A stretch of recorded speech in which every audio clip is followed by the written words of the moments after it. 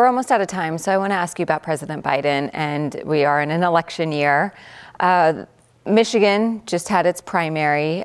He received about 80% of the vote. There was a large uncommitted from a very diverse background or group of voters, including Arab Americans. Does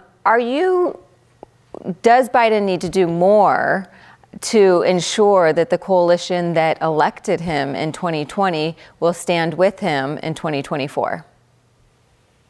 Well, if you look at issues, I chair the Abortion Rights and Access Task Force for the Pro-Choice Caucus. So if you look at issues like affirming abortion as a bodily autonomy, freedom, and health care, issues like that, and student debt cancellation are motivators to the polls. So I don't want to in any way underestimate that those are politically impactful issues and do motivate people. But I'm more focused on the substance of those things. But ultimately, the vote in Michigan, I think, is evidence of that there are many people that are unhappy with the current position that the president has taken, and that they want him to reverse course, to change course quickly.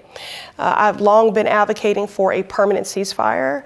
I think that is how we will have hostages returned. It's how we can deliver humanitarian aid. And I think it is something that gets us much closer to just and lasting peace in the region. Right now, there have been 1,200 Israeli lives lost, and we unequivocally condemn those heinous acts by Hamas. And there have been 30,000 Palestinian lives lost, most of them children.